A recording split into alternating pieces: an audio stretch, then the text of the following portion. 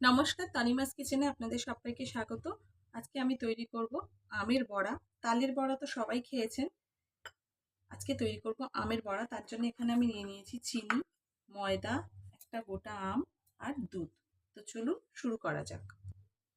যে পাত্রে আমি আম এবং দুধটাকে জাল করব, আমি সেরকম পাত্র নিয়ে নিয়েছি এবং একটা ছাঁকনি নিয়ে নিয়েছি। আমটাকে ভালো করে ছিলে নিয়েছি। এবার এর মধ্যে ভালো করে এইভাবে চেপে চেপে আমের পাল্পটাকে আমি বের করে নেব আর ছিপড়েটাকে বাদ দিয়ে দেব।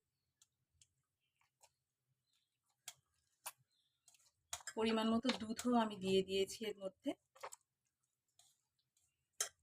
এইভাবে চেপে চেপে আমি আমের পাল্পটা বের করে নেব। আমের পাল্পটাকে বের করা হয়ে গেছে, ছিপড়েগুলো আলাদা হয়ে গেছে। এবার আমি নেক্সট প্রিপারেশনে যাব। এবার এর মধ্যে আমি দিয়ে দেব পরিমাণ মতো চিনি। ভালো করে মিশিয়ে নেব। এবার এটাকে আমি ভালো করে ফুটিয়ে জাল করব।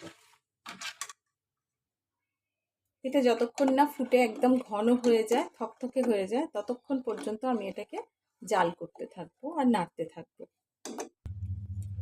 আম, দুধ এবং চিনি দিয়ে ফোটানোর পর এটা সম্পূর্ণ ঘন হয়ে গেছে। এবার ঠান্ডা হওয়া পর্যন্ত আমি অপেক্ষা করব। মিশ্রণটা সম্পূর্ণ রুম টেম্পারেচারে চলে এসছে। এবার এর মধ্যে আমি দিয়ে দেব ময়দা।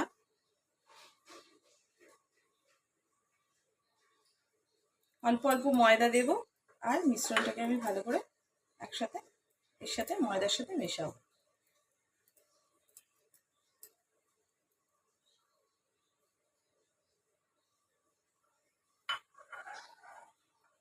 এইভাবে এটাকে আমি ভালো করে মেখে নেব।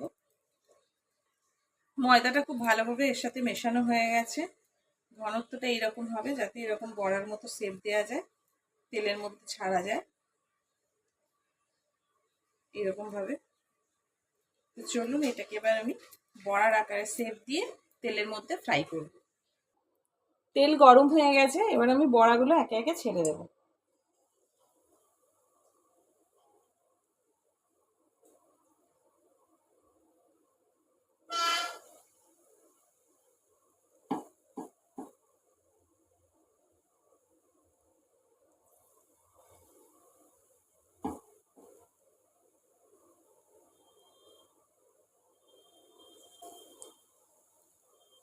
এইভাবে প্রত্যেকটা বড়া আমি বানিয়ে নেব।